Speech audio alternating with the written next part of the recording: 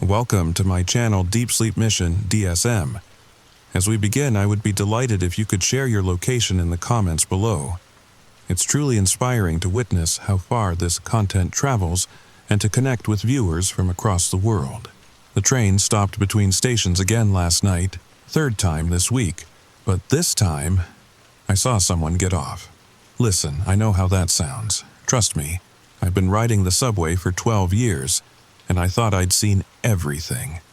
The guy who brings his emotional support peacock on the L train. The woman who does full Broadway performances during rush hour on the 6th. That time, someone tried to grill hot dogs on the platform at Union Square. But what I saw last night, it's been eating at me all day, and I need to tell someone before I convince myself it didn't happen. Before you click away thinking this is just another urban legend, wait, just give me 5 minutes. Because if what I saw is real, then every single one of us who rides that subway is in danger, and we don't even know it. The story begins now. My name's Marcus. I work nights at a 24-hour diner in Brooklyn, the kind where the coffee's always too strong and the pie's always a day old. I take the Q train home every morning around 3:30 a.m., that dead hour when the subway belongs to the exhausted, the drunk, and the desperate. The diner sits on a corner that's seen better decades. Neon sign flickering Mel's all night, though Mel sold the place 15 years ago and nobody bothered changing it. The vinyl booths are cracked, held together with duct tape that's older than some of my coworkers. But it's honest work, and in a city where honest work is getting harder to find, I count myself lucky. Last Tuesday started like any other shift. I was wiping down tables, counting the minutes until I could catch my train home. The diner was empty except for Tommy, this regular who comes in every night and orders the same thing. Black coffee, apple pie. Never touches either. Just sits there staring at his phone until dawn. Tommy's been coming in for about 6 months. Always the same booth, third from the window, facing the door.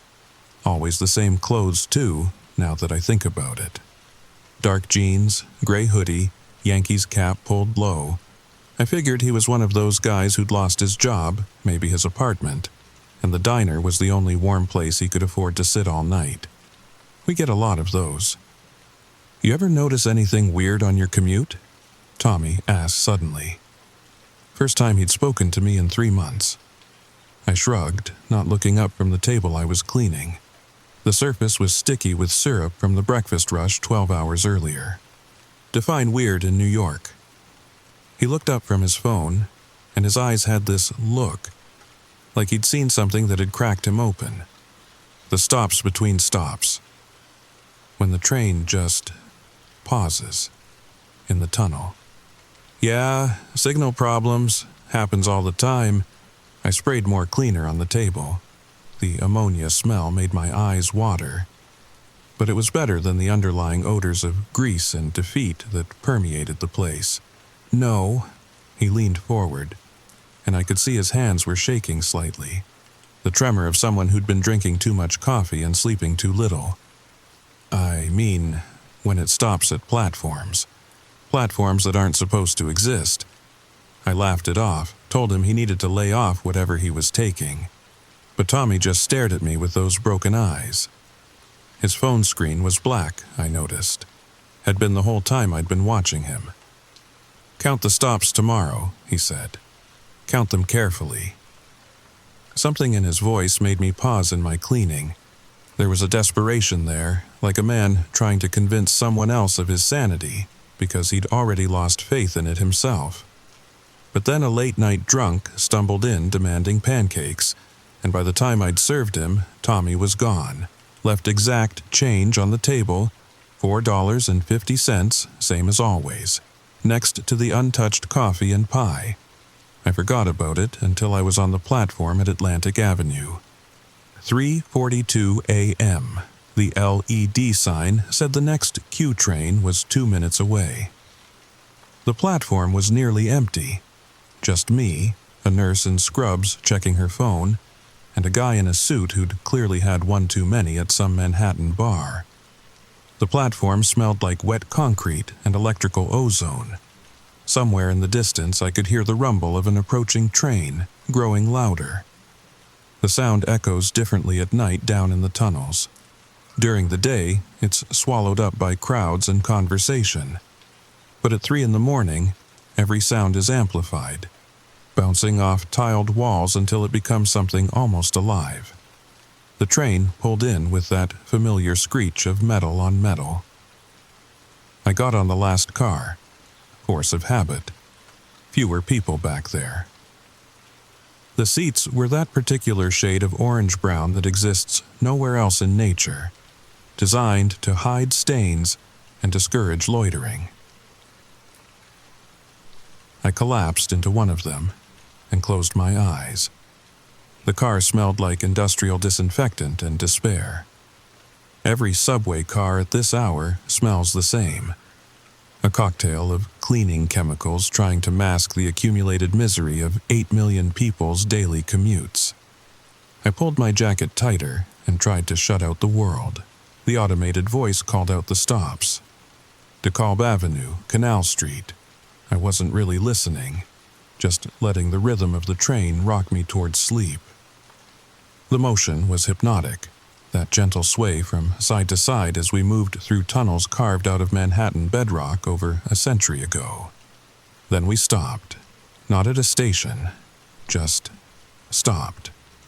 In the tunnel between Canal and 14th Street, I opened my eyes. The lights in the car flickered once, twice. Through the window, I could see we were at a platform, but that was impossible. There's no station between Canal and Union Square on the Q line. I've ridden this route 1,000 times. The platform was dimly lit by these old-style bulbs, the kind with the visible filaments that cast warm, golden light instead of the harsh fluorescence of modern stations. The walls were white tile, but not the modern stuff. These looked ancient. Art Deco, maybe, with intricate patterns around the edges that spoke of an era when subway construction was considered civic art. And on the wall, barely visible in the weak light, was a sign, Cortlandt Park. There's no Cortlandt Park station, not on any map I've ever seen. The train doors didn't open. Thank God they didn't open. But through the scratched window, I saw figures on that platform. People. Or they looked like people, standing perfectly still, all facing the train, all wearing clothes from different eras. A woman in a 1950s dress, complete with white gloves and a pillbox hat. A man in a bowler hat and vest chain, like he'd stepped out of a Victorian photograph. A kid in bell-bottoms and a tie-dyed shirt, frozen mid-step, like someone had gathered mannequins from every decade and arranged them on that impossible platform. They weren't moving, not even blinking, just watching. The businessman 2 seats over was snoring, his head lolled back against the window. A thin line of drool had escaped the corner of his mouth. The nurse never looked up from her phone, thumb scrolling endlessly through some social media feed. Was I the only one seeing this? Then one of them moved, the woman in the 50s dress. She took one step towards the train, then another. Her movements were wrong. Too smooth, like she was gliding instead of walking, her feet not quite touching the platform. She pressed her face against the window directly across from me, and I saw her eyes were completely black. No whites, no iris, just endless black that seemed to go on forever. She smiled. Her teeth were perfect, too perfect, like they'd been filed to points. The train lurched forward without warning, and we were moving again.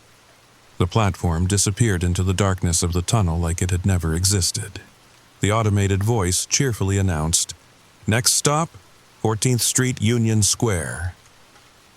I didn't sleep that night, or the next, because Tommy was right. I started counting stops and counting time, and I realized something that made my skin crawl. The Q train always takes 22 minutes to get from Atlantic Avenue to 14th Street. Always. I've timed it dozens of times over the years, part of the routine of a regular commuter. But on the nights when we stop at that phantom platform, Cortlandt Park, the trip takes exactly 22 minutes anyway. Like that stop exists outside of time somehow. I tried to forget about it. Told myself I'd been working too many doubles. The night shift at the diner meant existing in a perpetual state of exhaustion, running on coffee and willpower. Maybe I'd microslept it and dreamed the whole thing. But the details were too vivid, too specific. The Art Deco tiles, the filament bulbs, the woman's perfect pointed teeth. 3 nights later, it happened again.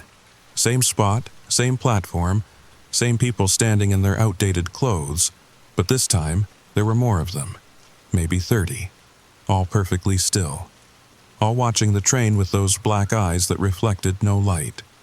And this time I noticed something else. There was a man on our train, sitting at the far end of the car. He was wearing a conductor's uniform, but old, like from the 40s, navy blue wool with brass buttons, a peaked cap with a badge I couldn't make out from my seat. He was staring straight ahead, not moving, barely breathing. When we stopped at Cortlandt Park, he stood up. The doors didn't open. They never open. But he walked right through them, like they weren't even there. Stepped onto that impossible platform and joined the others. Turned around, faced the train, went completely still. The businessman was still snoring, or maybe it was a different businessman. They all looked the same in their rumpled suits. The nurse, different nurse, same scrubs, still scrolling through her phone. Nobody else saw him leave. That's when I understood. Those people on the platform, they used to be passengers. Passengers who somehow got off at a station that doesn't exist.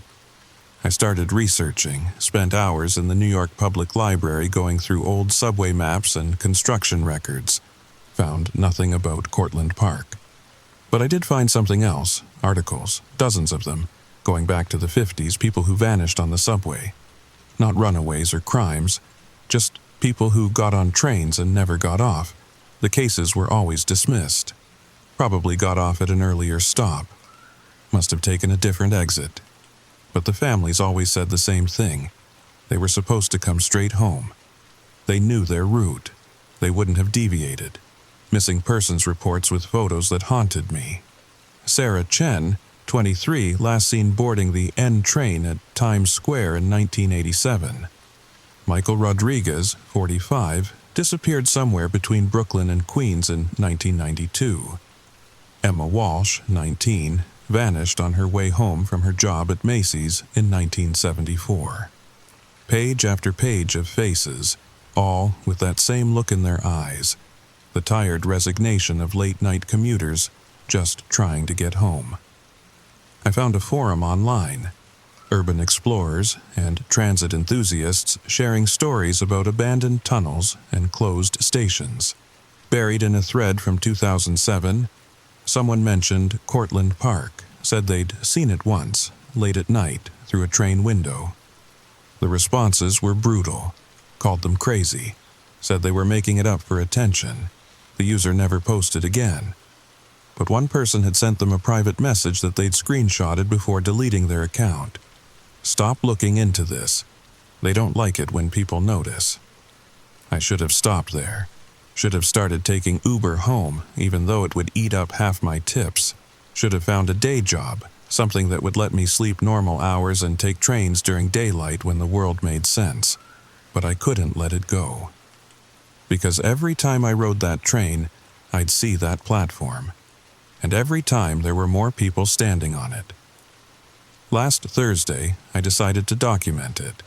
Brought my phone. Set it to record as we approached the spot where Cortlandt Park appears. The train slowed, stopped. The platform materialized out of the darkness like a photograph developing in chemical baths. I held my phone up to the window, making sure I was getting everything. The figures, the tiles, the sign. My hands were shaking so badly I could barely hold the device steady.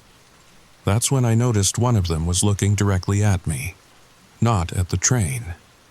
At me. A young guy, maybe 25, wearing a Yankees cap and a jersey. Modern clothes. Recent. His face was familiar in that vague way that faces sometimes are in a city of 8 million strangers. He mouthed something. I couldn't make it out at first. He did it again, slowly, deliberately. 3 words: "Don't get off." The train started moving. I checked my phone, hands shaking so hard I nearly dropped it. The video was there, but it showed nothing. Just darkness outside the window. A normal tunnel, static and shadows. The timestamp showed we never stopped at all. I started talking to other late-night regulars. Carefully, casually. "Ever notice anything weird on your commute?" Most laughed it off. A few looked at me like I'd asked them if they believed in Santa Claus. But a few got that look, that same cracked-open expression Tommy had. A janitor named Rosa told me she'd been seeing it for 15 years. We were both waiting for the Q train at DeKalb Avenue, and she'd overheard me asking another passenger about unusual stops. She pulled me aside, away from the other commuters. "You learn not to look," she said in heavily accented English. Her hands were rough from decades of cleaning office buildings, calloused and scarred from industrial chemicals. You learn to close your eyes when the train stops there. Because if you look too long, if you pay too much attention, they notice. Who notices? She just shook her head and walked away, crossing herself as she disappeared into the crowd. I became obsessed, started riding different trains at different hours, trying to find other phantom stations, spending my nights off exploring the subway system instead of sleeping. My tips at the diner started suffering because I was making mistakes, bringing people the wrong orders, forgetting to refill coffee cups. But I had to know, and I found them. God help me, I found them.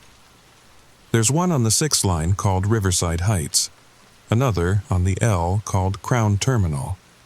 Each one has its own collection of motionless passengers. Each one exists in that same bubble outside of time. Riverside Heights appears between 51st and 59th Street, in a stretch of tunnel that shouldn't have room for a platform. The station is elegant, all marble and brass fittings, like something from the Gilded Age. The figures there wear clothes from the 1920s mostly, flapper dresses and 3-piece suits, as if they'd all been on their way to or from some jazz-age party that never ended.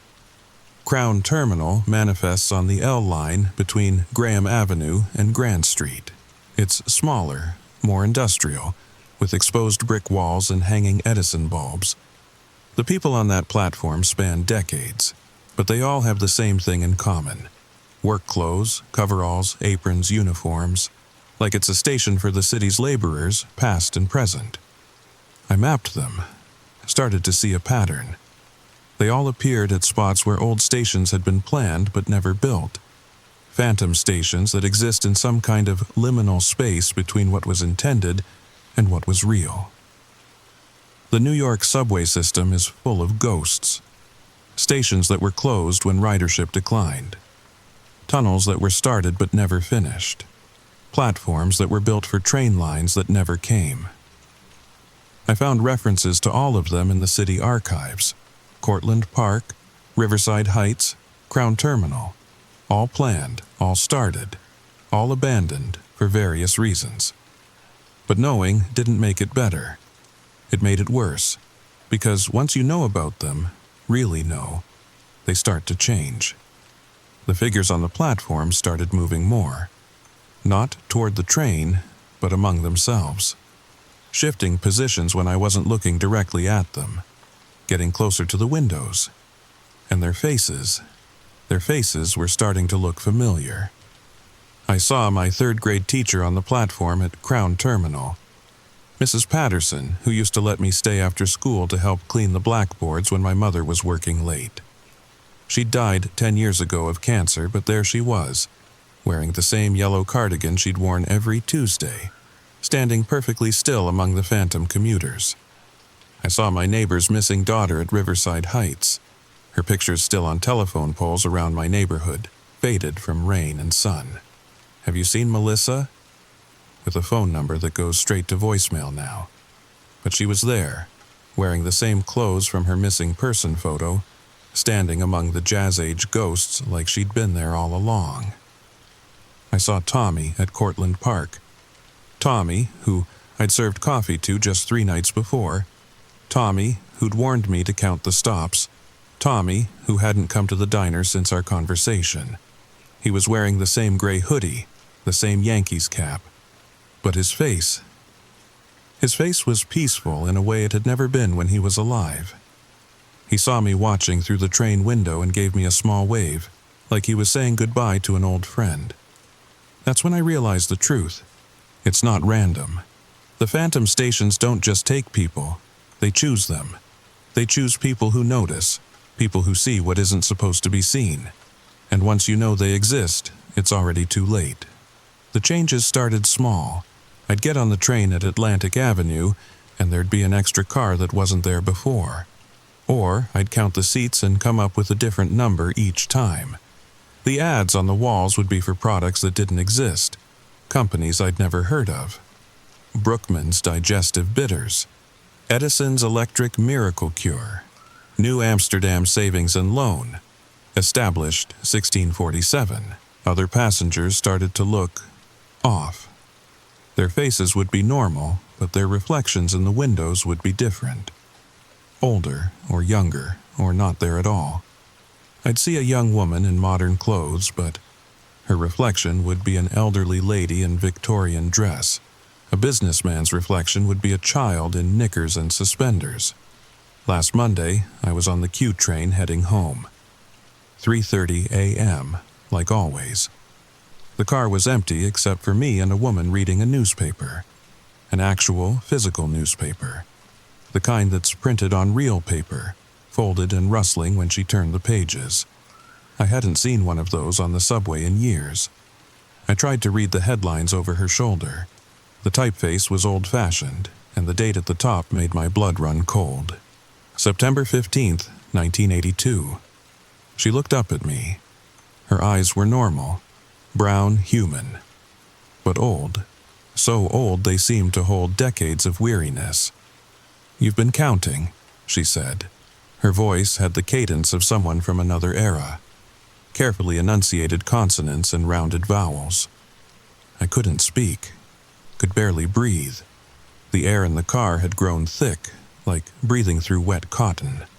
That was your first mistake.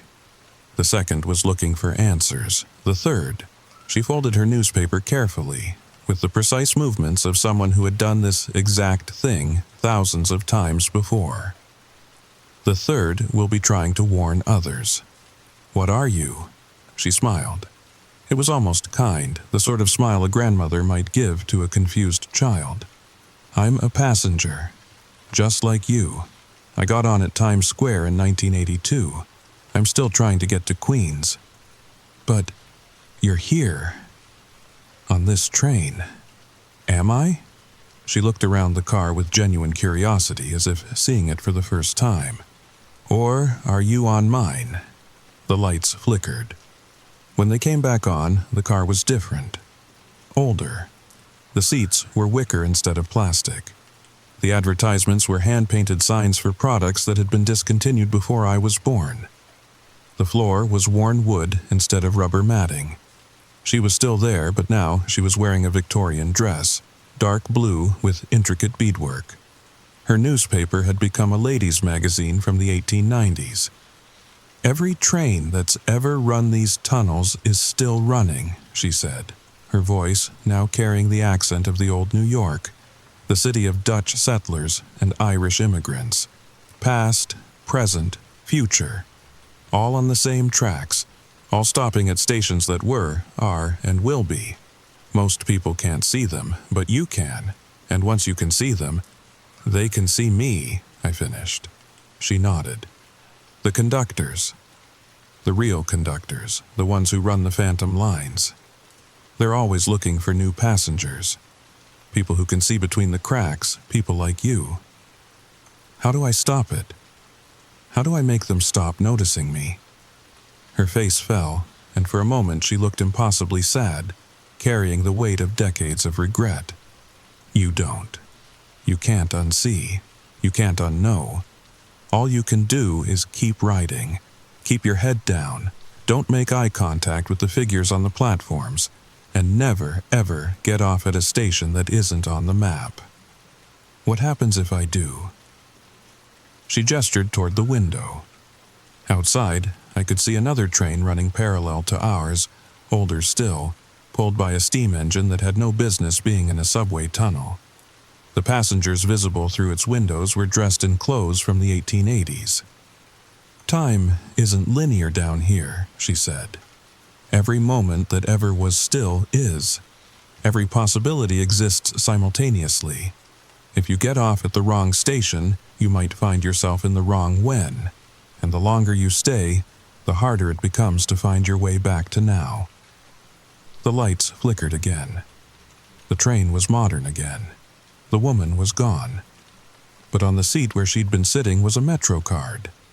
It looked normal, except for the expiration date. December 31st, 2099. I picked it up. It was cold. Colder than metal should be. Cold enough to burn. I've been carrying it ever since. I don't know why. Maybe because it's proof that I'm not crazy, or maybe because I have a feeling I'm going to need it. Last night changed everything. I was on the Q train, 3:30 a.m. But something was different from the moment I stepped onto the platform. There were more people than usual, a lot more, at least 20, all waiting for the same train. All with that glassy, unfocused look of the deeply exhausted. But as I looked closer, I started to recognize some of them. The businessman who'd been snoring on my train a week ago. The nurse with the phone. Other late-night regulars I'd seen dozens of times, but never really noticed. They were all there, all waiting with the same vacant expression. When the train arrived, we all crowded into the same car. I tried to move to another one, but the doors between cars wouldn't budge. They weren't locked. The handles turned freely, but it was like trying to push through solid concrete. We were packed in tight, shoulder to shoulder. The air was thick and hard to breathe, filled with the smell of ozone and something else. Something organic and old. The train pulled away from Atlantic Avenue. DeKalb came and went. Then Canal. I was counting, like always, watching for the stop that shouldn't exist. We slowed down in the tunnel. My heart started racing. We were approaching Cortlandt Park, but we didn't stop. We kept going, slower and slower, until we were barely crawling. And that's when I saw them. Not one phantom platform, but dozens, stretching out on both sides of the tunnel like some impossible underground city. Each one lit by those old filament bulbs. Each one packed with motionless figures. Hundreds of them, maybe thousands. All the missing passengers from decades of New York City history. All standing perfectly still. All watching our train creep past. I could see different eras represented on each platform. Flappers and zoot suits, hippies and yuppies, goths and hipsters. A century's worth of New York fashion frozen in time. The businessman next to me started to mumble in his sleep. No, not sleep. His eyes were open but rolled back, showing only whites. "The conductors are calling," he said in a voice that wasn't his. It was deeper, older, carrying accents from a dozen different decades. The nurse on my other side picked up the chant. The conductors need new passengers for the eternal lines. Then another passenger and another. Everyone in the car except me, speaking in perfect unison. "You have been chosen. You have seen. You must join." The words echoed off the walls of the car, building in volume until it felt like the sound was coming from the tunnel itself, from the very bones of the city. The train stopped. We were at a platform I'd never seen before. Bigger than the others, grander. The sign on the wall said Grand Central Terminal, but this wasn't the Grand Central I knew. This was older, grander, a massive hall with vaulted ceilings that seemed to go up forever, disappearing into darkness above. and it was full of trains, hundreds of them. Steam engines, electric cars, sleek modern bullet trains that hadn't been invented yet. All different eras, all on the same tracks, existing in the same impossible space. The platform was crowded with passengers from every era of the city's history. Dutch colonists in wide-brimmed hats stood next to flappers in beaded dresses. Confederate soldiers waited beside punk rockers with mohawks. All of them perfectly still. All of them watching our train with those empty, black eyes. The doors opened. Not just opened, they dissolved. Like they were made of smoke and shadow. The chanting passengers started to file out, moving in perfect synchronization, like marionettes controlled by the same puppeteer. The businessman, the nurse, all of them stepping onto that impossible platform and joining the still figures. I gripped my seat, every instinct screaming at me to run, to get off, to get away from whatever was happening. But I remembered the woman's warning. Never get off at a station that isn't on the map. Something touched my shoulder. I turned. There was a man in a conductor's uniform standing behind me. But his face was all faces, shifting and changing like looking through a kaleidoscope made of human features. Sometimes young, sometimes old, sometimes male, sometimes female. All the conductors who had ever worked the phantom lines and existing in the same impossible space. "Your ticket," he said, holding out his hand. His voice was harmony and discord, every voice that had ever called out station stops in the tunnels beneath New York. I didn't move. Couldn't move. My hand felt like it was made of lead. "Your ticket," he said again. His voice was all voices, a chorus of the lost and the found, the departed and the arriving. My hand moved without my permission, reached into my pocket, pulled out the Metro card the woman had left, the one that expires in 2099. He looked at it with eyes that were every color and no color at all. His many faces frowned in unison. "This is not your ticket. It's the only one I have." He studied it, studied me. For a moment that lasted forever, we stood there, him with his cascade of faces, me clutching a Metro card that shouldn't exist. The other passengers had all disembarked. They stood on the platform now, perfectly still, facing the train like all the others. I could see Tommy among them, peaceful at last. The businessman who'd been snoring. The nurse with her phone. Finally, the conductor punched a hole in the Metro card with an old-fashioned conductor's punch. The sound echoed through the impossible station like a gunshot. Handed it back. "Next time," he said, "bring the correct fare." The doors solidified. The train lurched forward with a screech of metal that sounded almost like screaming. The impossible Grand Central faded into darkness. The other passengers were back in their seats, asleep or staring at their phones like nothing had happened. The automated voice announced, "Next stop, 14th Street, Union Square." I looked at the Metro card. There was indeed a hole punched in it, but through the hole I could see something impossible. Not the back of my hand, but another platform, another station.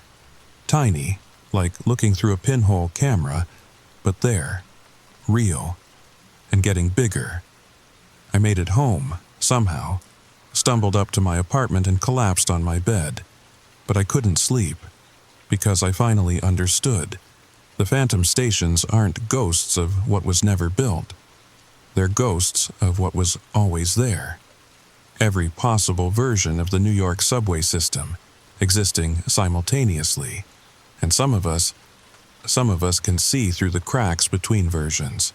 But seeing isn't free. There's a fare, and eventually everyone who sees has to pay it. The Metro card is in my pocket right now. I can feel it getting colder. The hole punched through it is getting bigger. Soon, it won't be a pinhole view of that other platform. It'll be a window, and then a door. Tommy was right. I should have never counted the stops. But here's the thing, and this is why I had to tell someone, had to write this down.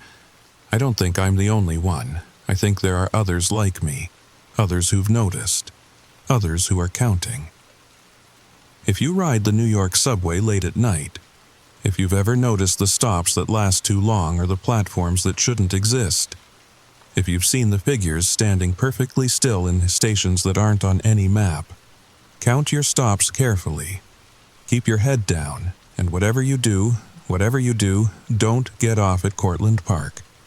Because I looked it up, deep in the city archives. There was supposed to be a Cortlandt Park station, planned in 1904. Construction started in 1905. But there was an accident, a collapse during the excavation.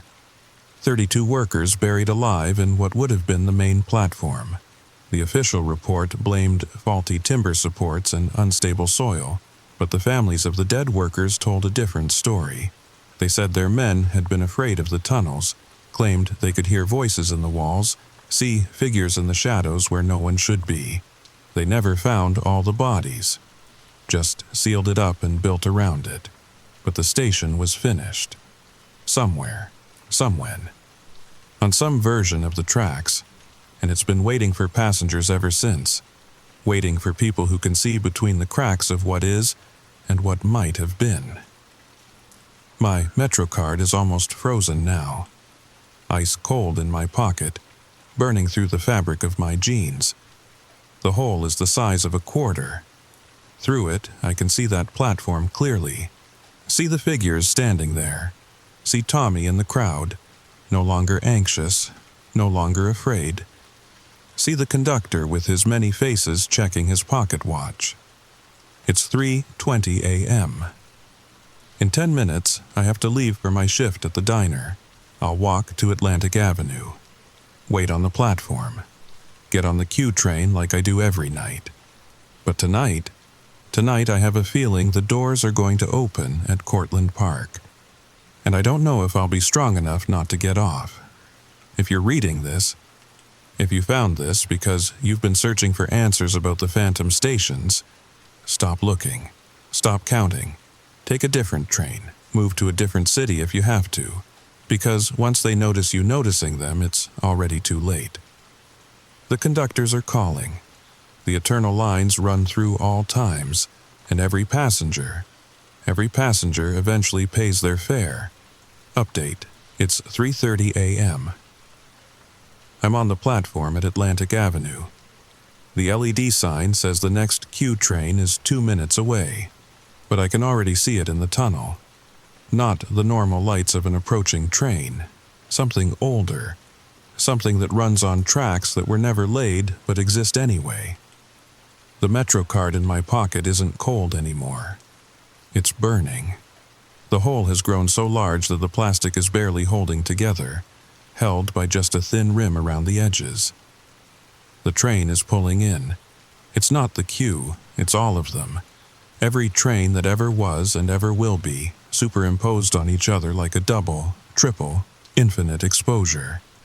Steam engines and electric cars and magnetic levitation systems that won't be invented for decades. All running on the same tracks, all arriving at the same time. The doors are opening.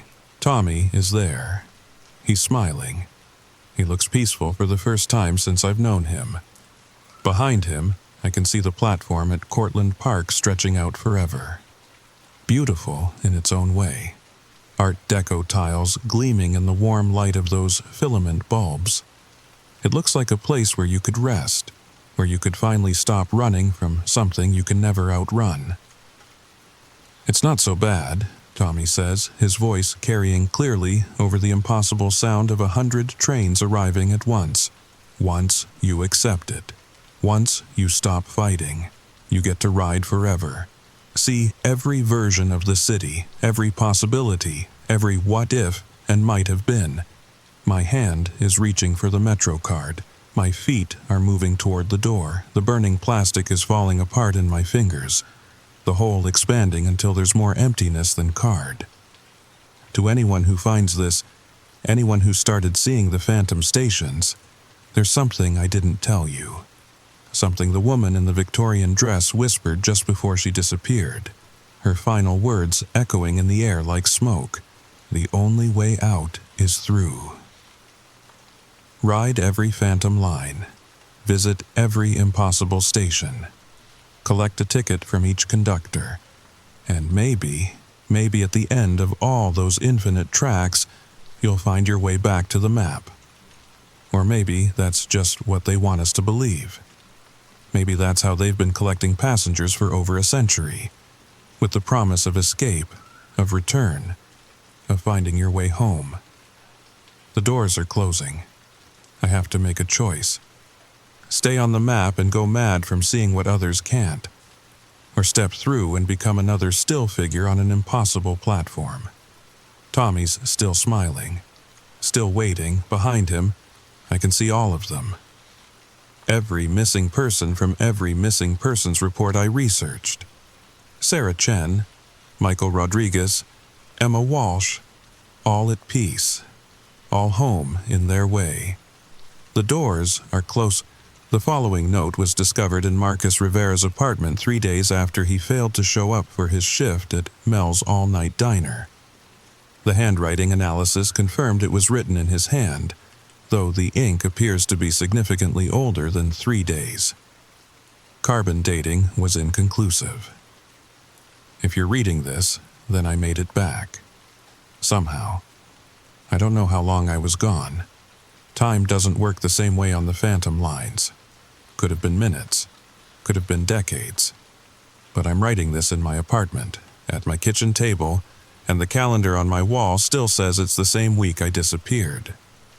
I got off at Cortlandt Park. I had to. The Metro card had completely dissolved in my pocket, leaving only that burning hole that had grown large enough to step through. And when the conductor with all the faces looked at me one final time, I understood. The ticket wasn't the card. The ticket was me, my willingness to see, my inability to look away. The platform was warm. That's the first thing that surprised me. Despite the cold that had been radiating from the Metro card, the platform itself was warm like a summer evening. The tiles under my feet hummed with some kind of energy, and the filament bulbs cast everything in a golden glow that made it feel like being inside an amber dream. Tommy was waiting for me, just like he'd said he would be. "You came," he said, and his voice was different, clearer, like he'd been speaking through water before and could finally breathe. I didn't have a choice. He nodded. None of us did. Once you see them, really see them, choice becomes complicated. The other figures on the platform weren't frozen anymore. They were moving, talking quietly among themselves, acting like normal people waiting for a train. Except they were all from different times, different eras. A woman in a Civil War-era dress was chatting with a man in a zoot suit about the weather. A flapper was showing her phone to a punk rocker, both of them laughing at something on the screen. "Where are we?" I asked.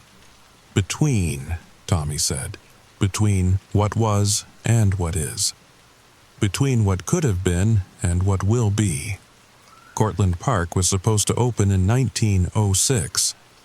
But the accident, it opened anyway, just not in the same when as everything else. A train arrived, not like the impossible overlapping trains I'd seen before, but a single, normal-looking subway car. Clean. New. The doors opened with a soft hiss. "Where does it go?" Tommy smiled. "Everywhere. Every station that ever was, is, or will be. Every possibility. Every phantom line that runs through the city's dreams." We got on. The car was comfortable, with plush seats like you'd see in a luxury train from the golden age of rail travel. Other passengers filled it gradually, people from every era, all talking quietly, all seeming perfectly at ease. That's when I began to understand what the woman in the Victorian dress had meant. The only way out is through. You have to ride the phantom lines, all of them. Visit every impossible station, not to collect tickets, to understand what you're really seeing. We stopped at Riverside Heights. I got off and explored. It was magnificent, all marble and brass, with a dome ceiling painted with constellations that moved slowly across artificial sky. The passengers there weren't prisoners, they were explorers. They were people who had chosen to see what others couldn't, and having seen it, chose to explore it fully rather than run from it. Crown Terminal was next. The industrial beauty of it took my breath away. Exposed brick and Edison bulbs, but also magnificent machinery that shouldn't exist. Brass gears the size of car tires. Steam pipes that sang harmonious notes. Clocks that ran backwards and forwards simultaneously. We visited dozens of stations, hundreds. Each one was a different vision of what the subway could have been, should have been, might still be. Palatial halls and intimate alcoves. Stations that existed in perpetual dawn and others locked in eternal midnight. Places where the 1930s vision of the future existed alongside the 1980s version of the past. I met the conductors, not the shifting-faced entity from my train, but the individuals who made up that collective consciousness. They were all people who had worked the subway system in life and chose to continue working it in whatever came after. They weren't malevolent, they weren't stealing passengers. They were guides, helping people who could see between the cracks navigate the impossible geography of New York's dreaming underground. How do I get back? I asked one of them, a woman who had worked the token booths in the 1970s. You already are back, she said. You never left. Time isn't linear here, remember? Every moment exists simultaneously. You're sitting in your apartment writing this. You're standing on the platform at Atlantic Avenue waiting for the train. You're walking through Grand Central Terminal. You're being born. You're dying. You're reading this story, all at the same time. That's when it clicked. The phantom stations aren't separate from reality. They're part of it. They're the dreams that the city dreams about itself, the possibilities that exist in the spaces between what is and what could be. I could stay, she told me. Many people did. There were entire communities of explorers, people who chose to make their homes in the spaces between spaces. They had jobs, families, lives, just sideways to the world most people see. But I chose to return, to come back to this timeline, this reality, this version of now. Because someone needs to tell the story. Someone needs to write it down so that when the next person starts counting stops and seeing phantom stations, they'll know they're not going crazy. I'm back now. Return to my apartment, to my job at the diner, to my normal life. But I carry the MetroCard still, or rather a new one that looks exactly like the old one, complete with the expiration date of 2099. The hole is gone. It's solid plastic again. But sometimes when I hold it up to the light, I can see through it. See all the phantom stations, all the impossible trains, all the explorers who chose to make their homes in the spaces between. The key thing to understand is this: if you start seeing the phantom stations, you're not in danger. You're not being hunted or chosen for something terrible. You're being offered a choice. You can keep living in the world as most people see it, flat and limited to what officially exists. Or you can explore the fuller version, the one that includes all the dreams and possibilities and might-have-beens. But once you know the choice exists, you have to make it. You can't unsee what you've seen. You can't pretend the phantom stations don't exist. You can only decide whether to board the train or stay on the platform. I chose to come back, but I know the trains are still running. I know Tommy and the others are still out there, exploring every impossible station, riding lines that connect not just different places but different times, different realities. And I know that when my time comes, when I've lived as much of this linear life as I can stand, the trains will still be there. The conductors will still be calling. The phantom stations will still be waiting. Because in New York City, every dream is real somewhere. Every possibility exists somehow. And the subway, the real subway, not just the one on the maps, connects them all. The conductors are still calling. The eternal lines still run through all times, and every passenger gets to choose their own destination. Just remember to bring exact change. Marcus Rivera returned to work at Mel's all-night diner 2 weeks after this note was found. When asked where he had been, he claimed he had been sick with the flu and staying with relatives in New Jersey. His co-workers noted that he seemed different, calmer, more at peace. He no longer complained about his late shifts or the long commute home. He still takes the Q train every night at 3:30 a.m., but fellow late-night commuters report that he often seems to be having conversations with empty seats, and sometimes he'll smile and wave at tunnel walls as the train passes through dark sections between stations. When asked about this behavior, Marcus simply says he's keeping in touch with friends. The diner's night shift regulars have noticed something else. Marcus always seems to know exactly when people's trains are arriving, even when the LED displays are broken or showing incorrect information. And occasionally, very late at night, customers swear they've seen him sell someone a Metro card that expires in 2099. No one has confirmed whether those cards actually work, but no one who's bought one has ever asked for their money back. This story was found on a computer terminal in the 42nd Street Times Square subway station at 3:33 a.m. on a Tuesday in October. The terminal was supposed to be used only for service announcements and train schedules. No one knows how the story was uploaded to the system, or who wrote the final addendum. The MTA has been unable to remove the file. Every time they delete it, it reappears within 24 hours. They've stopped trying. If you're reading this late at night on a subway platform waiting for a train that's running behind schedule, pay attention to the announcements. Sometimes, mixed in with the usual delays and service changes, you'll hear something else. The next downtown local train will be making express stops through all times. Stand clear of the opening doors. When you hear that announcement, you'll have a choice to make. Choose carefully. The fare is exact change only. And some tickets never expire. If you're listening to this late at night, if you're about to fall asleep, pay attention to your dreams tonight. You might see platforms that shouldn't exist, trains that run on no schedule, passengers who got on but never got off. And if you wake up with a Metro card on your nightstand that expires in 2099, don't check the hole punched through it. Don't look at what's on the other side, and whatever you do, don't count the stops on your next commute. Sweet dreams. And remember, in New York City, every urban legend is true. Somewhere, somewhen, on some set of tracks. The conductors are always calling. Story number 2. The check sitting on my kitchen counter shouldn't exist. That's not me being dramatic. It literally shouldn't exist. The date in the corner reads October 15th, 2025. Today is October 10th, 2024. And before you ask, number, it's not a typo, I know, because this is the third one. If you're listening to this right now, lying in your bed, maybe with your headphones on, I need you to understand something.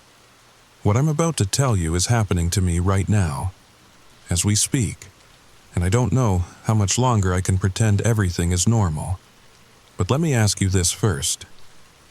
What would you do if your roommate started paying rent with money that doesn't exist yet? Would you cash the checks? Would you ask questions? Or would you do what I did and dig deeper until you wished you'd never started looking? Subscribe if you want to hear more stories like this, but I'm warning you, once you know what I know, you can't unknow it. All right, here's where my story begins. 3 months ago, I was desperate. My previous roommate, Tyler, had bailed on me without warning, just packed up his gaming setup and vanished, leaving me with a 2-bedroom apartment in Denver that I definitely couldn't afford alone. Rent was $2,400 a month, and my bartending job at the Rusty Nail barely covered my half. I posted everywhere: Craigslist, Facebook Marketplace, even that sketchy app Roomie Match. The responses were exactly what you'd expect. One guy wanted to pay rent in cryptocurrency. Another asked if I was 420 friendly 17 times in a single message. A woman named Karen sent me a 12-page rental application for me to fill out for my own apartment. Then Marcus responded. His message was simple, professional. Saw your ad. I'm interested. Can we meet at a coffee shop to discuss? We met at Stella's Coffee on Broadway, one of those places that charges $7 for a latte but makes you feel sophisticated for buying it. Marcus walked in exactly on time, and I remember thinking he looked like the most average person I'd ever seen. Medium height, brown hair, the kind of face you'd forget the moment he left the room. He wore a plain gray hoodie and jeans, nothing flashy, nothing memorable, but his references, they were perfect. Too perfect, actually. Previous landlord raved about him. His employer confirmation showed he worked remotely for some tech company I'd never heard of. DataSync Solutions. His credit score was 807. I travel a lot for work, he said, stirring his black coffee with one of those little wooden sticks. So I'll be gone maybe 10 days out of every month. I'm quiet, clean, I keep to myself. The dream roommate, basically. When can you move in? I asked. Tomorrow, if that works. I can pay first month, last month, and security deposit right now. He pulled out his checkbook. And that should have been my first red flag. Who under 40 still uses checks? But I was desperate, remember? He wrote it out right there, his handwriting neat and precise. $3,600. I deposited it that afternoon. It cleared the next day. Marcus moved in with exactly 3 boxes and a suitcase. No furniture, no decorations, just clothes, a laptop, and what looked like some kind of electronic equipment I didn't recognize. He set up in the smaller bedroom, and that was it, the perfect roommate. For the first month, anyway. October rolled around, and I started getting nervous. Marcus had been gone for a week, and rent was due on the 15th. I shot him a text on the 10th, a friendly reminder. He responded immediately. Already taken care of. Checks on the kitchen counter. I found it next to the coffee maker. Same neat handwriting, same amount, $1,200. But the date, October 15th, 2025. I stared at it for probably 3 minutes, just trying to make sense of it. Obviously, it was a mistake. Marcus had just written the wrong year. Happens all the time in January, right? Except it was October. Nobody makes that mistake in October. I texted him, "Hey, you dated the check for next year." His response came quickly. "Did I? Sorry. Bank should still accept it." Weird response, but whatever. I figured I'd deposit it through the ATM and deal with any issues if they came up. Here's where things get strange. Stranger, I mean. The ATM accepted it. No error message, no rejection. The deposit showed as pending in my account immediately. The next day, it cleared. $1,200 from a check dated a year in the future. I called Wells Fargo, spent 47 minutes on hold, only to have some customer service rep tell me there was no record of any check deposit on that date. But the money was there. I was looking at it on my phone app while she insisted it didn't exist in their system. That night, Marcus came home around 11. I was watching Netflix in the living room, pretending I hadn't been waiting for him. "Hey," I said, trying to sound casual, "weird thing with that check." He paused in the hallway, his face hidden in shadow. "Did it clear?" "Yeah, but then there's no problem." He went into his room and closed the door. Conversation over. But there was a problem. I knew there was a problem. You don't deposit checks from the future. That's not how reality works. That's not how anything works. I should have left it alone. But I couldn't. The next day, while Marcus was out, I did something I'm not proud of. I went into his room. I told myself I was just checking to make sure he wasn't running some kind of scam, that I wasn't going to get in trouble for depositing fraudulent checks. His room was Empty. Not just minimal, empty. A sleeping bag on the floor. His laptop on a cardboard box. Those electronic devices I'd seen when he moved in were arranged on the floor in a pattern that hurt to look at, like my eyes couldn't quite focus on them properly. They were connected by cables that seemed to shimmer, as if they weren't entirely solid. But the worst part was the wall. He'd covered one entire wall with papers. Hundreds of them. At first, I thought they were just printouts of spreadsheets or code or something. But when I looked closer, they were receipts, bank statements, utility bills, all dated from 2025, 2026, even 2027. There was a grocery receipt from a Whole Foods on Colfax dated November 3, 2025, showing items that cost prices that made no sense. Milk for $12, bread for $15.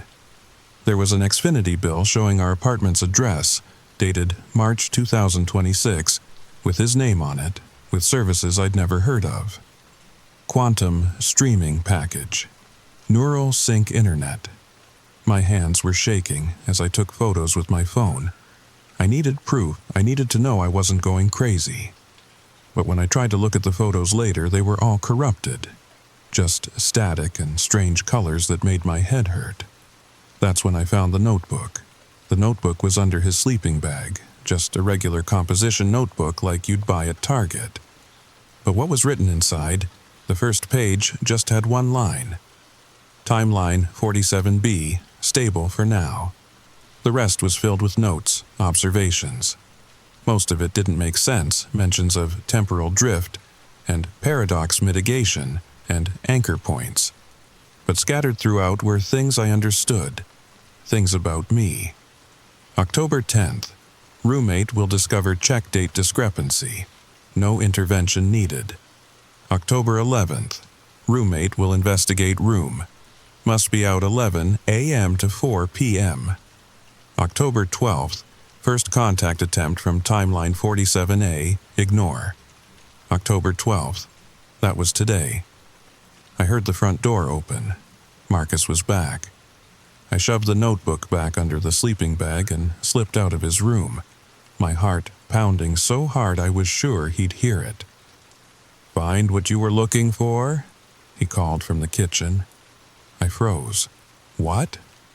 "I asked if you found what you were looking for. You left your coffee mug in my room." I hadn't brought a coffee mug into his room. I knew I hadn't. "Oh, yeah, thanks," I mumbled, and retreated to my bedroom. That night, I couldn't sleep. Every time I closed my eyes, I saw those receipts, those impossible dates. Around 3 a.m., I heard something that made my blood run cold. Marcus was talking to someone in his room. I pressed my ear against the wall. "No, I told you, timeline 47B is stable. The anchor is holding. I don't care what the readings say. She's not ready to know. Yes, I've been paying with future currency. It's the only way to maintain presence here. The paradox is contained." Then silence. When I peeked out into the hallway, no light came from under his door. The next morning, there was a note on the kitchen counter. Marcus's handwriting. "Sarah, stop looking for answers you're not ready to understand. Some doors are better left closed." I crumpled it up, threw it away. Then I did what any reasonable person would do. I started looking for a new roommate for Marcus's room. I was going to kick him out, future money or no future money. But every single person who came to view the room left immediately. They'd walk in, look around, and their faces would go pale. One girl actually ran out without saying a word. A guy named Jerome made it as far as Marcus's door before turning to me and saying, "Something's wrong here. Something's really wrong here," and leaving. It was like they could sense something I'd become blind to, living with it every day. That night, I confronted Marcus. "What are you?" I asked, standing in his doorway. He looked up from his laptop and for the first time really looked at me. His eyes were wrong, like they were seeing too much, like they were seeing through me and past me and around me all at once. "I'm your roommate," he said simply. "From when?" He smiled. It wasn't reassuring. "From when I need to be. The checks, the dates, the equipment. What is all this?" He closed his laptop slowly. "Sarah, do you really want to know? Because once you know, you become part of it. Right now, you're just adjacent, safe, protected by ignorance. Protected from what? From the burden of knowing that everything, all of this," he gestured around the room, "is far more fragile than you think. That every choice, every moment creates branches, splits, possibilities. Most people live in one straight line, birth to death, simple. I don't have that luxury anymore." My mouth was dry. "Are you from the future?" "I'm from a future, one of many. The checks, the receipts, they're breadcrumbs. Anchor points to keep me stable in this timeline. Without them, I drift, and if I drift—" He shook his head. "You don't want me to drift. Nobody wants that. Why here? Why my apartment?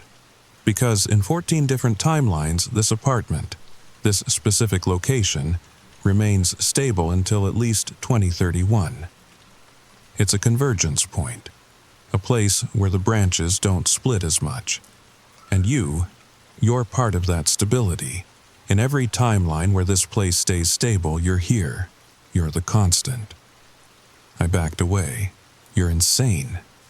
"Check your bank account," he said calmly. I pulled out my phone, opened my banking app. The balance was wrong. It was showing deposits I hadn't made, from dates that hadn't happened. November 2024, December 2024, January 2025, all the way through September 2025, $1,200 each month. "Your rent is paid through next year," Marcus said. "Even if I'm not here. Even if I can't be here, you're taken care of. That's the deal. You provide stability, I provide security." "I don't want this," I whispered. "Too late. You looked. You saw. You know. The only question now is, do you want to know more?" I wish I could tell you I said no. That I walked away. That I found a new apartment and never looked back. But I didn't. Because the truth is, I needed the money. And deeper than that, darker than that, I needed to know. Marcus started leaving his door open when he was home. Started letting me see the equipment, the papers, the impossible things that shouldn't exist. He showed me a newspaper from December 2024 with headlines about events that hadn't happened yet. Stock prices, sports scores, election results. "Could we bet on these?" I asked one night. "The sports scores. Could we get rich?" He laughed, but it was bitter. "Every action creates a branch. If we bet, if we change things, the timeline shifts. These," he held up the newspaper, "become possibilities, not certainties. And if we change too much." He pulled out his phone, showed me a video. It was our apartment, but wrong. The walls were covered in something black and writhing, like living shadow. In the center of the living room was a hole, not in the floor, but in space itself, a void that hurt to perceive. And standing next to it was Marcus, but older, scarred, screaming soundlessly as he dissolved into static. "Timeline 38C," he said quietly. I tried to change too much. The paradoxes accumulated. Reality couldn't reconcile the contradictions. So it gave up. That whole timeline just ended. 3 billion people gone. Because I got greedy. I couldn't breathe. How many timelines have you destroyed? Enough to know better. We sat in silence for a while. Then I asked, "Why are you really here? In this timeline? Because this is the one where I might be able to stop." "Stop what?" He showed me another video on his phone. This one was clearer, newer. It showed a massive structure like a building but wrong, extending up beyond the clouds and down into the earth. Impossible geometries that made my eyes water. Around it, the city was frozen. People mid-step, cars mid-turn, birds hanging in the air. December 21st, 2025, he said. In 93% of all timelines this happens. Someone, or something, builds what we call the anchor. It locks that timeline in place. No more branches, no more possibilities. Just stasis, forever. Who builds it? He looked at me with those wrong eyes. I do. The other me. The one who doesn't stop. The one who thinks he can fix everything if he just has enough control. My head was spinning. So you're here to stop yourself. I'm here to make sure this timeline is different. The 3% where the anchor doesn't get built, where reality stays fluid, messy, free, and you're the key. Me? I'm nobody. I'm just a bartender. In timeline 12A, you become a physicist. In 23C, you're a senator. In 45B, you invent the technology that makes time travel possible in the first place. But here, in 47B, you're just Sarah, the bartender, the nobody. And that's why this timeline might survive. Because you don't do anything remarkable. You just exist, stable, unchanging. A fixed point that doesn't try to fix anything else. I wanted to laugh, or cry, or run, so I'm supposed to just... What? Keep being boring. Keep being you. Keep living your life. Don't look for greatness. Don't try to change the world. Just be. It's been 2 weeks since that conversation. Marcus is gone more often now. Sometimes for days at a time. When he's here, he looks tired, older, like he's fighting a war I can't see. The checks keep appearing, always dated from the future, always clearing despite being impossible. Yesterday, I found a new note on my pillow. Timeline 47B degrading. May need to relocate soon. If I disappear, don't look for me. If someone else claiming to be Marcus shows up, don't let them in. Check their eyes. The real me has a scar in the left iris. Microscopic, but there. M. I looked in the mirror for 20 minutes, studying my own eyes, wondering if I'd notice if they changed, if I'd know if this timeline shifted, if I'd remember being different. Last night, I heard him on the phone again, but this time he was speaking in a language that doesn't exist, words that had too many syllables, sounds that human throats shouldn't be able to make. And somewhere in that impossible speech, I heard my name, over and over. This morning, there were 2 checks on the counter, both dated October 15th, 2025, both for $1,200, both in Marcus's handwriting, but one was signed Marcus Allen and the other Marcus Chen.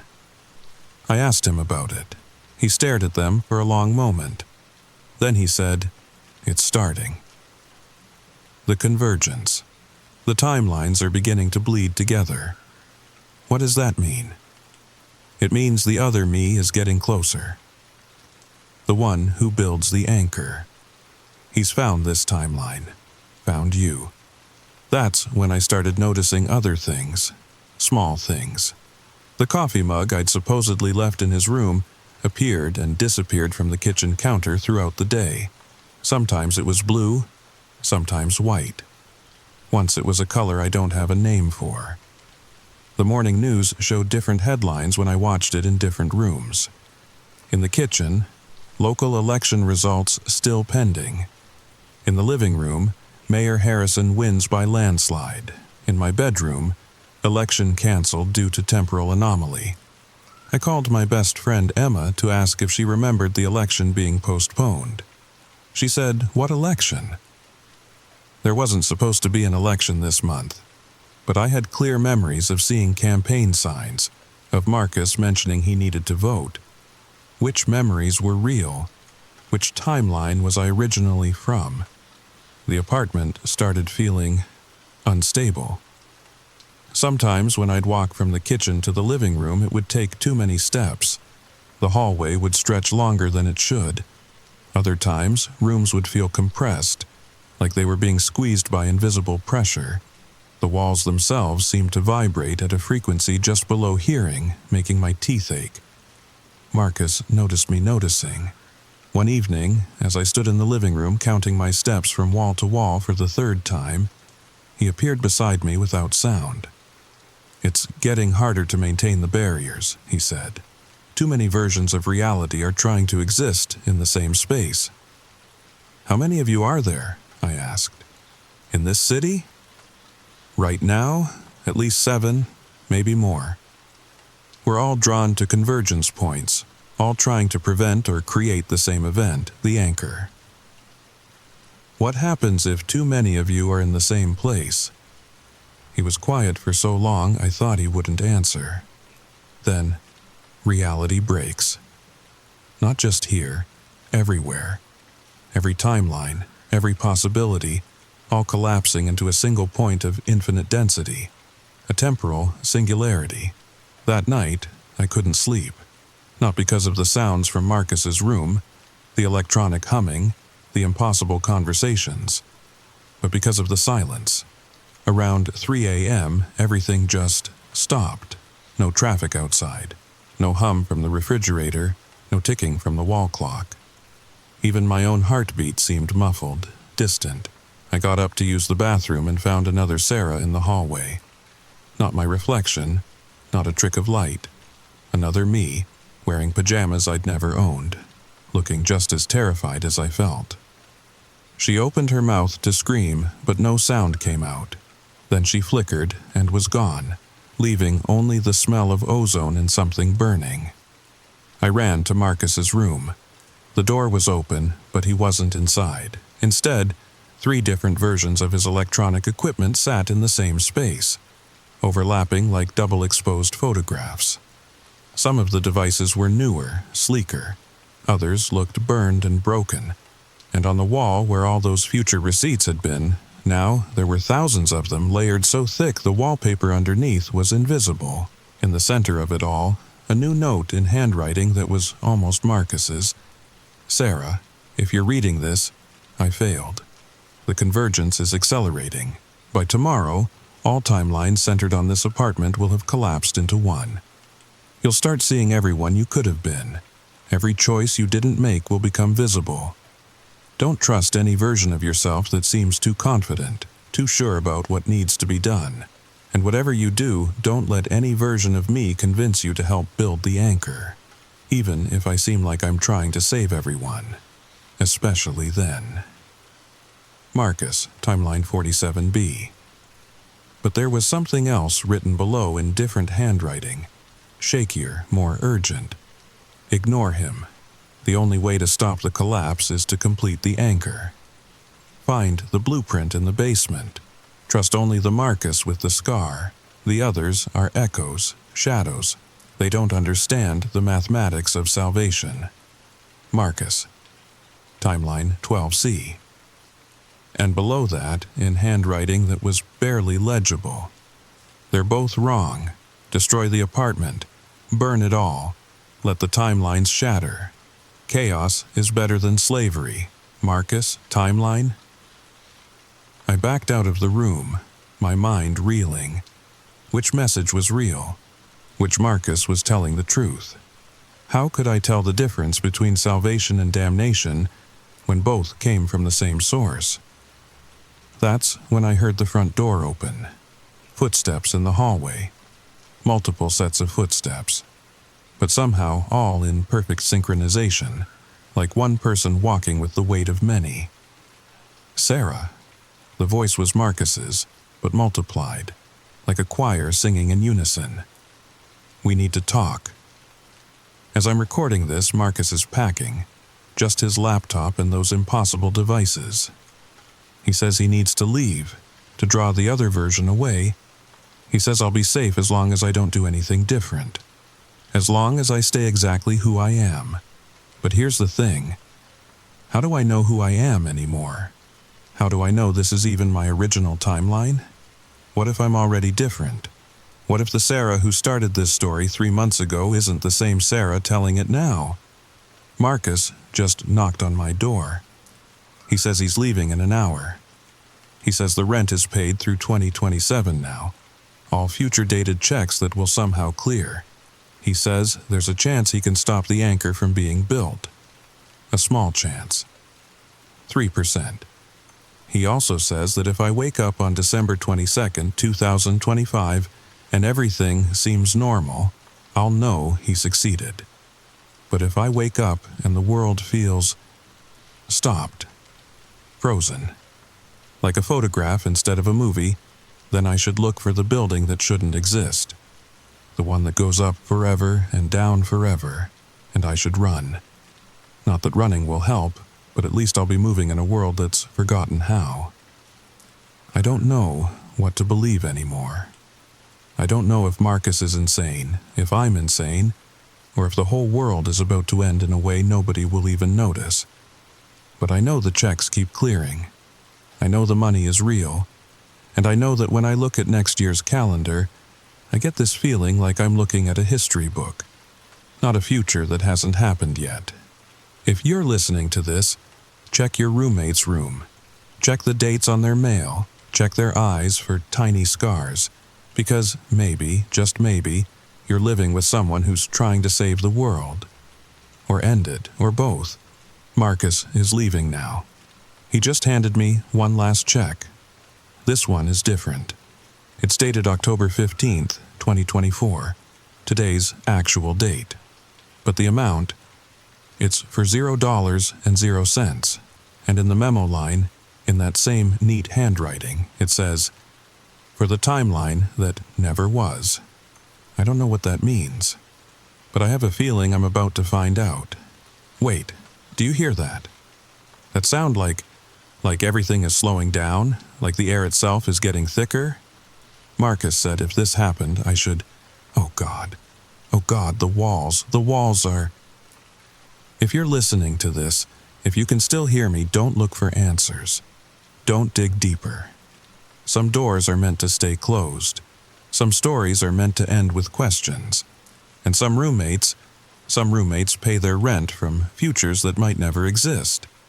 But the scariest part, the absolute worst part, I just checked my bank account. Every single one of those future-dated deposits, they're all gone. Like they never existed, except for one.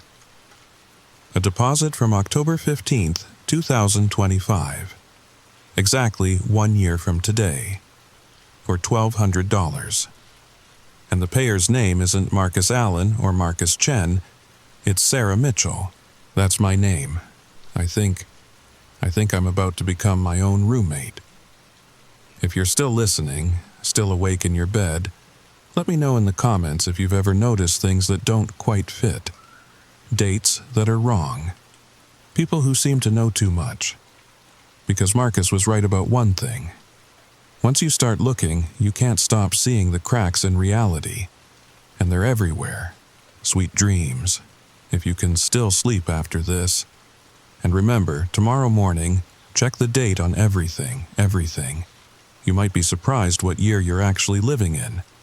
Subscribe if you want to hear what happens next. Because I have a feeling this story isn't over. It's just beginning again. Story number 3. They say every small town in America has its secrets. But what if I told you that some secrets aren't meant to be found? What if I told you that right now, as you're listening to this? There's a place exactly 88 miles from Memphis where the laws of reality bend. Stay with me till the end, because what happened to me last Tuesday night will make you question every late-night drive you've ever taken. And now, our story begins. The GPS died first, not in that slow, glitchy way where the signal fades in and out. Number. It just stopped. 1 second, I'm following the blue line on Interstate 40 heading back to Nashville from a work conference in Little Rock, and the next, nothing but a black screen reflecting my tired face back at me. I wasn't worried. Not really. I'd driven this stretch of highway dozens of times. The rental Camry had a full tank, and my phone still showed 2 bars. It was Tuesday night, barely past 11, and I figured I'd be home by 1:30, maybe 2 if I stopped for coffee. The conference had been brutal. 3 days of corporate presentations about quarterly projections and market penetration strategies. My head still buzzed with meaningless jargon and the bitter aftertaste of hotel conference room coffee. All I wanted was to get home to my own bed, my own coffee maker, and maybe catch the late-night replay of the Cardinals game I'd missed. The first thing I noticed was the silence. You know how interstate highways have that constant hum? That white noise of distant trucks, the whoosh of passing cars? Even when it's late? That was gone. Completely gone. Like someone had thrown a thick blanket over the entire world. But it wasn't just the absence of traffic sounds. The Camry's engine, which had been humming steadily for the past 3 hours, seemed muffled now. Even my own breathing sounded different. Hollow, like I was in a vast empty space instead of a compact rental car. I rolled down the windows, thinking maybe the air conditioning was playing tricks with the acoustics, but the silence outside was even more profound. No crickets. No wind through the trees. No distant rumble of 18-wheelers pushing through the night. It was the kind of silence that makes you check if you've gone deaf. I turned on the radio, static on every station, even the usually crystal-clear country station out of Memphis. Nothing but white noise. My phone, when I checked it at the next mile marker, had dropped to no service. Mile marker 168. I remember that number because it was the last normal thing I saw. I'd passed that marker countless times before. There was always a cluster of billboards just past it. Advertisements for a truck stop 20 miles ahead, a casino boat on the Mississippi, and one of those adult bookstore signs that made you wonder who still stopped at such places in the age of the internet. Tonight, the billboards were gone. Not torn down or fallen over, just absent, like they'd never existed at all. The fog rolled in like it had been waiting, not creeping in slowly the way fog usually does, but rushing across the highway like floodwater, thick and gray and moving with purpose. My headlights barely penetrated 10 feet into it. I slowed to 40, then 30, then 20 miles per hour. Knuckles white on the steering wheel. The fog had texture to it, like layers of gauze wrapped around the world. It didn't swirl or drift the way normal fog does. It hung in perfect, motionless sheets that parted reluctantly in front of my headlights and closed seamlessly behind me. Through the windshield, it looked almost solid, as if I could reach out and touch it, grab handfuls of it like cotton batting. And there was something else about it, something that took me a while to identify. It was too warm. Fog forms when warm air meets cool surfaces, but this felt like driving through a sauna. The temperature gauge on the dashboard hadn't moved, but sweat was beading on my forehead, and I had to wipe my palms on my pants to keep my grip on the steering wheel. That's when I saw the sign. It wasn't a normal highway sign, you know the ones. Green with white reflective letters. This was wood, old wood, weathered and gray, with letters that looked burnt into the grain. Crossroads, 1 mile. The sign was mounted on a post that looked hand-hewn, the kind of thick timber you'd see holding up a frontier barn. The wood was silver-gray with age, and the burned letters were deep enough that shadows pooled in them even in the strange yellow light filtering through the fog. At the bottom of the sign, almost hidden by years of weathering, were smaller words. All roads lead here. My stomach dropped. There shouldn't be any crossroads on this stretch of I-40. I knew this route.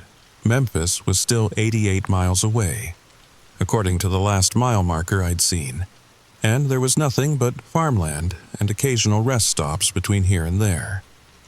I'd studied maps of this area once, researching a story for the travel magazine I freelanced for. The interstate cut through what used to be cotton country, small farms that had been consolidated into agribusiness operations decades ago. The old state highways that once connected tiny communities had been bypassed and forgotten. Some still existed as farm-to-market roads, but none intersected the interstate. Not here, not anywhere near mile marker 168. But I kept driving. What else could I do? The fog was so thick behind me that turning around seemed impossible. And pulling over felt wrong. Don't ask me why. It just did. Like when you're a kid and you just know, that if you let your foot hang over the edge of the bed, something will grab it. The interstate began to change. The smooth asphalt became rougher, older. The white lines faded until they were barely visible. The modern guardrails transformed into wooden posts connected by rusted wire. And the fog. God. The fog seemed to pulse with a dim, yellowish light. Like there was something massive breathing just beyond my vision. The road surface told a story as it changed beneath my tires. First, the smooth interstate asphalt with its precise lane markings and cat's eye reflectors. Then rougher asphalt, the kind they laid in the 70s and 80s, with that distinctive rumble that came from aggregate mixed too coarse. Then what felt like concrete. The old-style highway concrete with expansion joints that made the car thump rhythmically. And finally, something that wasn't quite pavement at all. It felt like macadam, that early road surface made of crushed stone and tar that they stopped using before I was born.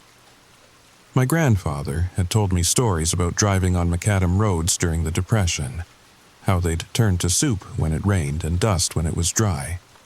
This felt like those stories, like I was driving backward through the history of American highways. Then I saw the first car, a 1957 Chevrolet Bel Air. Cherry red, even in the strange light, parked on the shoulder. The hood was up, and a man in a brown suit stood beside it, waving his arms.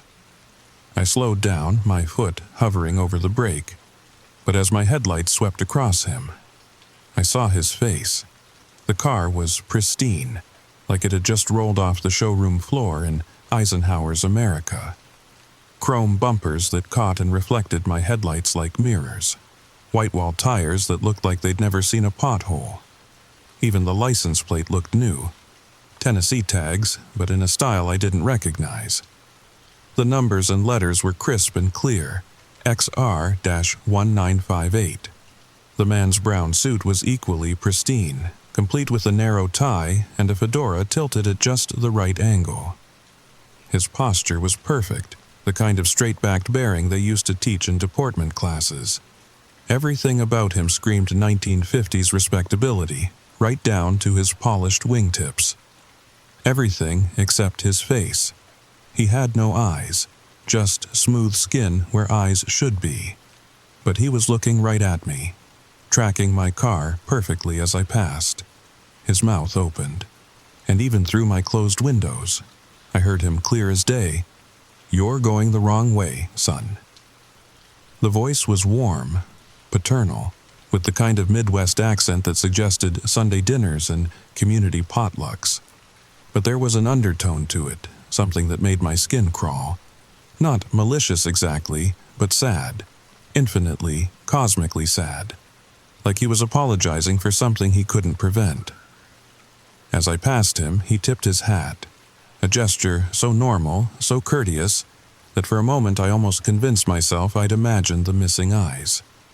But when I looked in my side mirror, he was still there, still watching my car recede into the fog, his eyeless face turned in my direction with impossible precision. I pressed the accelerator. 3 more cars appeared in the next quarter mile, each one older than the last. A 1949 Mercury, a 1938 Plymouth, a Model T Ford, all with their hoods up, all with drivers standing beside them, waving, calling out. None of them with eyes, but all of them watching me. The Mercury was powder blue, with running boards and spoke wheels, the kind of car a small-town doctor might have driven. Its owner was a woman in a nurse's uniform from the 40s, complete with the little white cap pinned to her auburn hair. She held a medical bag in one hand and waved frantically with the other, her mouth forming words I couldn't quite make out until I was close enough to hear, Please, I have patience waiting." The Plymouth was black as midnight, a business coupe that had seen better decades. Its driver wore overalls and a work shirt, his hands stained with what looked like motor oil, but might have been something else entirely. He leaned against the car's fender with casual familiarity, but his voice carried urgency. "Radiators busted. Been waiting since the market crashed." The Model T was the most unsettling of all, not because of the car itself, though seeing a genuine Tin Lizzie on the interstate was surreal enough, but because of its driver. He was young, maybe 17, wearing the kind of military uniform I'd only seen in World War I photographs. Wool jacket with too many buttons, puttees wrapped around his legs, a campaign hat that belonged in the trenches of France. Turn back now. You don't want to reach the crossroads. It's not too late. Their voices layered over each other, creating a chorus that seemed to come from the fog itself. My hands were shaking now, sweat running down my back despite the AC blasting cold air. The speedometer read 25 miles per hour, but it felt like I was crawling, like the road itself was stretching, pulling me forward against my will. The strangest part wasn't the voices or even the eyeless faces. It was how normal they all seemed, how perfectly they fit their respective eras. The nurse's uniform was regulation, right down to the Red Cross pin on her collar. The farmer's overalls showed the kind of wear that came from real work, with patches sewn by someone who knew how to make things last. The soldier's uniform was accurate in every detail, from the wraparound leggings to the brass buttons that caught the fog's yellow light. They were like exhibits in a museum of American life, except the museum was a highway that shouldn't exist, and the exhibits were trying to warn me away from something worse than anything I could imagine. Then the pavement ended entirely. 1 second asphalt, the next, packed dirt. My rental car bounced and shuddered, the suspension creaking in protest.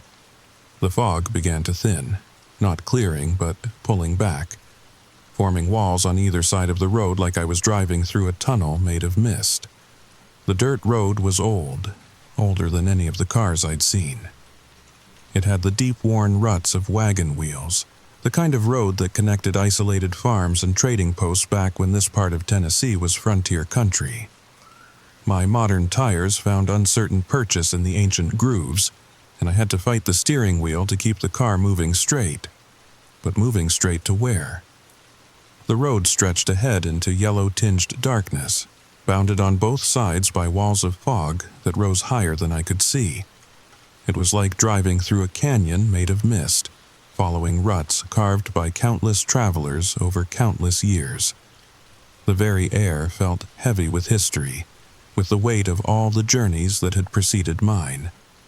That's when I saw the other travelers. They walked along the sides of the road, dozens of them, maybe hundreds.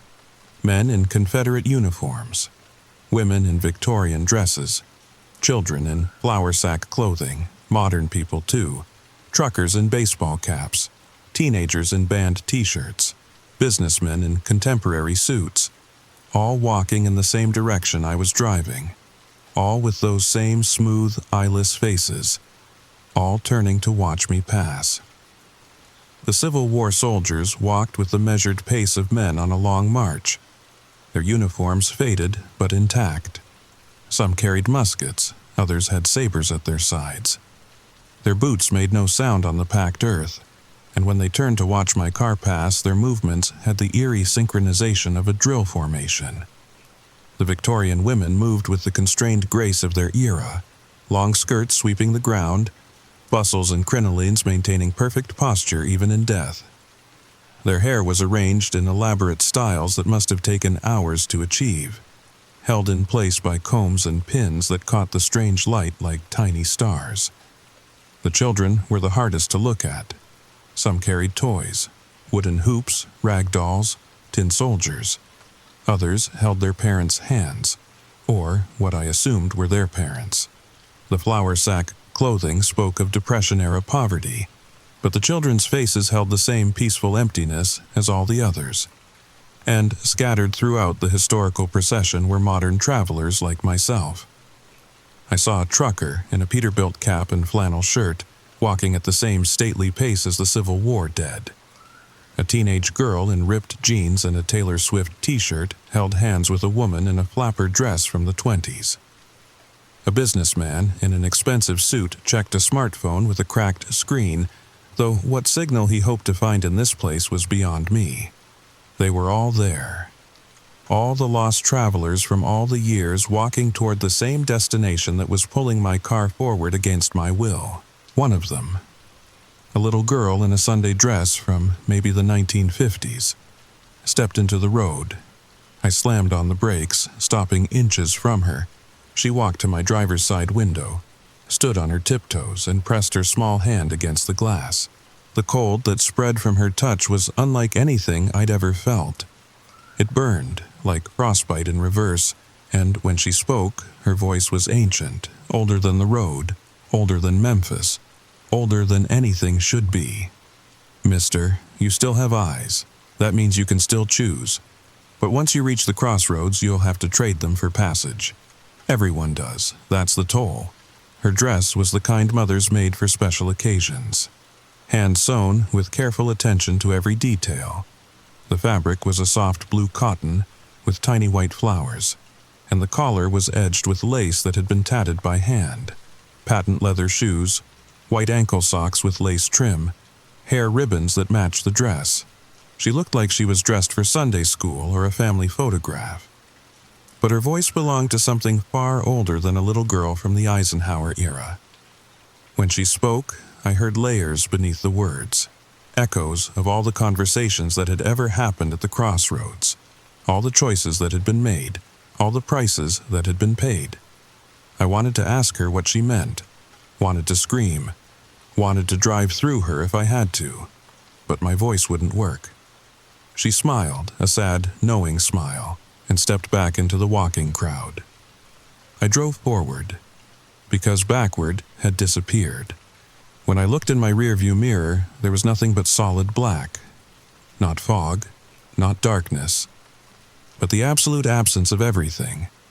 Like reality just ended 3 feet behind my bumper.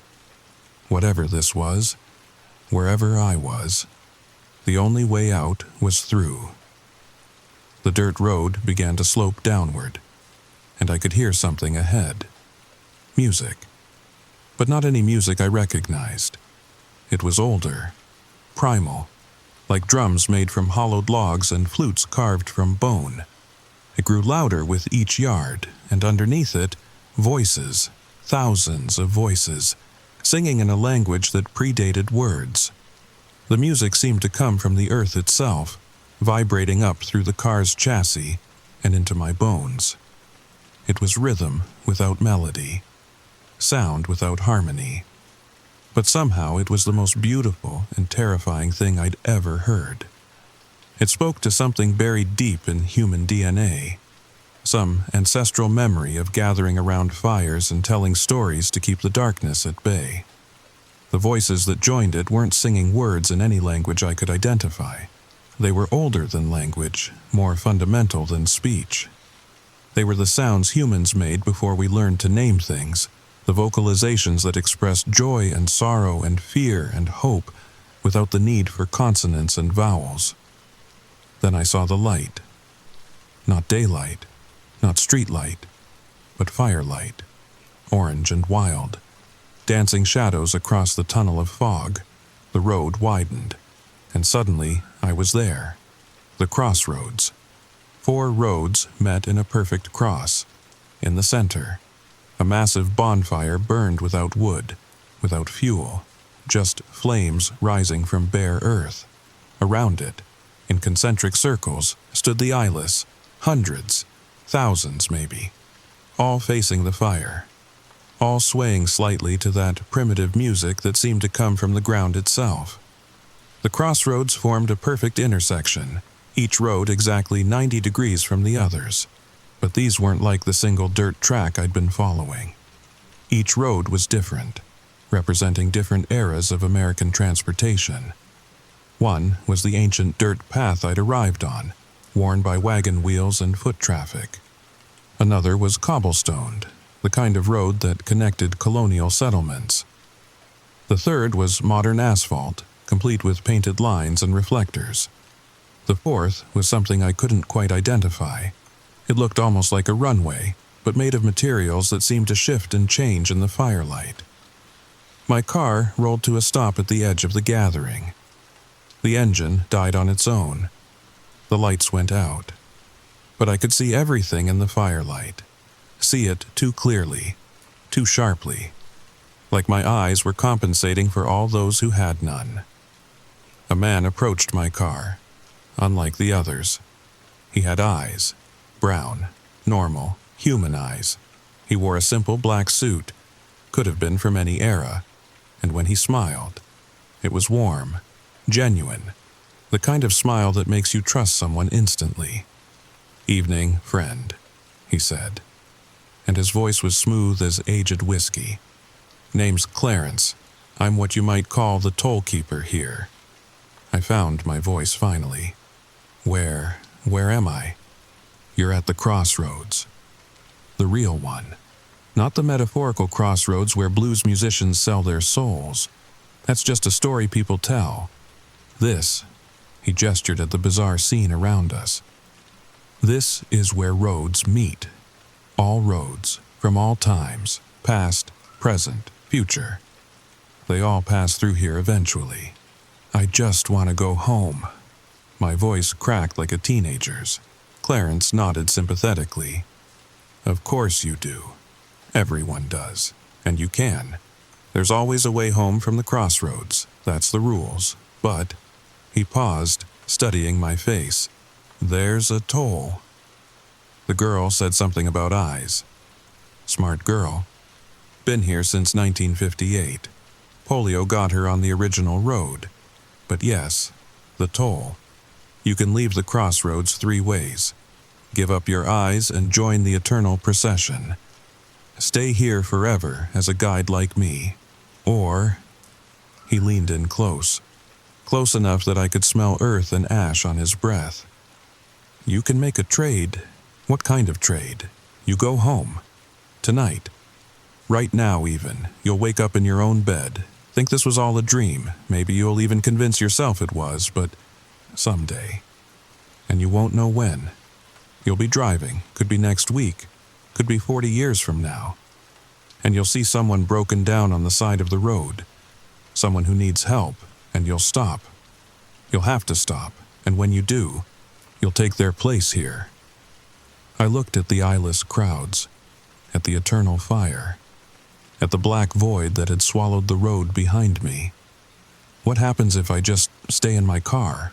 Clarence laughed, but there was no humor in it. Time doesn't mean the same thing here, friend. You can sit in that car for what feels like hours, days, years. But outside, on the real road, time isn't passing at all. You're between seconds right now, between heartbeats. Your family won't miss you because you haven't left yet. Won't leave, can't leave. Not until you choose. I gripped the steering wheel until my knuckles ached. This is insane. Sanity's relative at the crossroads. Clarence stepped back. But I'll make it simple for you. Door number 1. Give up your eyes. Join our family here. It's not so bad. No pain, no fear. Just existence. Walking. Watching with senses you don't have yet. Door number 2. Take my job. I've been here since 1743, and frankly, I'm tired. You'd be a guide. Keep your eyes. Help others choose.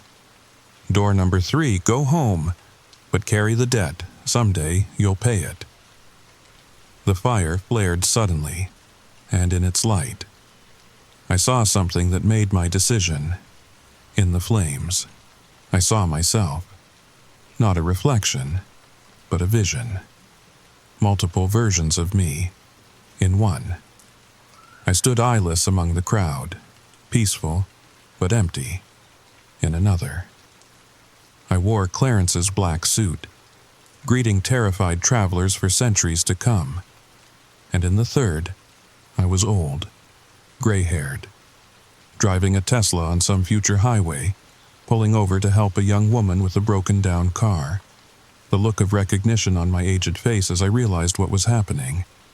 The resignation as I got out anyway, knowing I had no choice. But there was a fourth image, one Clarence hadn't mentioned. In this one, I was at my computer, tomorrow. Number today. It was already past midnight. I was typing, frantically, desperately, telling this story, posting it online, sharing it everywhere, warning people, and every person who read it, who really believed it, who remembered it when they drove that stretch of road. They could see the signs, they could avoid the fog, they could stay away from mile marker 168. "There's another way," I said, looking Clarence in the eye. His smile faltered. "What do you mean?" "The trade. It only works if the person doesn't know, right? If they stop to help out of kindness, not knowing what they're walking into. But what if they knew? What if everyone knew?" Clarence was quiet for a long moment. The music stopped. The eyeless turned toward us. Even without eyes, I could feel their attention like cold fingers on my neck. "That's..." Clarence paused, choosing his words carefully. "That's never been tried. But it's not against the rules, is it?" He laughed then, real laughter, like I'd told the best joke he'd heard in 300 years. No, it's not against the rules. But who would believe you? You'll wake up, if I let you go, and it'll fade like a dream. You'll doubt yourself within hours. Within days, you'll be sure it was just a nightmare." "Maybe," I admitted, "but what if I'm not the only one? What if others have made it back? What if we all start telling the same story?" The fire began to dim. The eyeless started to whisper among themselves, a sound like wind through dead leaves. Clarence studied me with those perfectly normal brown eyes, and for just a moment, I thought I saw respect there. "All right," he said finally. "I'll make you a deal. A real crossroads bargain. You go home, you tell your story, every person who reads it, who remembers it, who heeds the warning, that counts. Like a penny in a jar. Get enough pennies. And maybe, just maybe, you've paid your toll. But," he held up a finger, "if you ever doubt, if you ever stop believing it yourself, even for a second, the deal's off. You'll be back here before your next heartbeat, and there won't be any negotiating then." I nodded. What choice did I have? Clarence stepped aside. "Drive straight through the fire. Don't stop, don't look back, don't ever look back." I started the car. Somehow, it started. I put it in drive, pressed the gas, and drove straight into that impossible bonfire. The heat was beyond description. The light was blinding, every nerve ending screamed. And then, I was on I-40, the normal, modern I-40, mile marker 169, Memphis 87 miles away. My GPS chirped back to life, showing 11:47 p.m., like nothing had happened, like no time had passed at all. But my hands were shaking, and when I looked in the rearview mirror just for a second, I saw Clarence standing on the highway behind me. He waved. Then he was gone. I drove home in silence. No radio, no podcasts, just the beautiful normal sound of tires on asphalt and wind against windows. I didn't stop. Not for gas, not for coffee, not for anything. And when I got home at 1:26 a.m., I went straight to my computer and started typing. That was 6 days ago. I've posted this story 17 times. Different forums, different sites. Some people laugh, some call me crazy. But others message me privately. They've seen the fog. They've noticed their GPS glitch near mile marker 168. They've heard about the old-timers who warn against driving that stretch on foggy Tuesday nights. And here's the thing that keeps me up at night. That makes me check my rearview mirror constantly. Yesterday, I found an old newspaper archive online, a digitized copy of the Memphis Commercial Appeal from June 3rd, 1958. There was a small article on page 6, a family of 4, including a young daughter in a Sunday dress, disappeared on Highway 70, the predecessor to I-40. Their car was found at mile marker 168. Engine running, doors locked, no sign of them anywhere. The girl's name was Sarah, the same name the eyeless girl whispered to me when she touched my window. A name I didn't include in the story until now, because I wasn't sure, wasn't ready to fully believe. But I believe now. Every word, every second. And if you're smart, you'll believe too. So here's my warning. The one that might save you. Might save us all. If you're ever driving late at night, especially on a Tuesday, and you hit that stretch of I-40 about 88 miles from Memphis, and your GPS starts acting up, turn around, take another route, take a flight, take a train. Hell, walk if you have to. But whatever you do, don't push through the fog. And if you see someone broken down on the side of the road near mile marker 168, I'm sorry, I'm so sorry, but keep driving. Call 911 from the next town. Send help. But don't stop, never stop, because kindness at the crossroads comes with a price that no one should have to pay. Unless you want to test my theory, unless you want to know if the stories are true, unless you're brave enough or foolish enough to find out what really waits at the crossroads that's not metaphorical. But then again, maybe you've already been there. Maybe you just don't remember. Check your GPS history. See if there's a gap, a missing piece of a trip you can't quite recall. And if there is, well, start telling your story. Start earning those pennies. Because Clarence is patient. But he's not infinitely patient. And someday, when you least expect it, you might see that fog rolling in. And this time, you won't have a choice. Sweet dreams and safe travels. But before you go, before you click away thinking this is just another internet ghost story, let me ask you something. Have you ever driven home and not remembered part of the journey? Have you ever felt like you lost time on a familiar road? Have you ever seen something in your peripheral vision while driving at night that you convinced yourself was just a trick of the light? Maybe it was nothing. Or maybe, just maybe, you've been closer to the crossroads than you think. Share this story. Ask others if they've experienced something similar. Because the more people who know, the more people who believe, the safer we all are. And check the comments. I have a feeling I'm not the only one with a story to tell about mile marker 168. What happened on your strangest drive? I'll be reading every single comment, because if there's one thing I learned at the crossroads, it's that we're all connected by the roads we travel. And sometimes those roads lead to places that aren't on any map. Listen the whispers and make a decision whether we are going to cooperate with the whispers or we just want to skip them. But actually, no one can skip these whispers. If you walk away from them, they will run towards you until they reach you. They confront you, make you pay, make you suffer the same thing they suffer. There is no escape from them. If you want to escape, help them, so they can have peace, and you also can have it. Help, or you will ask for help soon. So, the end of today's video has arrived. Share your personal horror experiences in the comments. Also, comment the part of the story that you find the most horror and terrifying.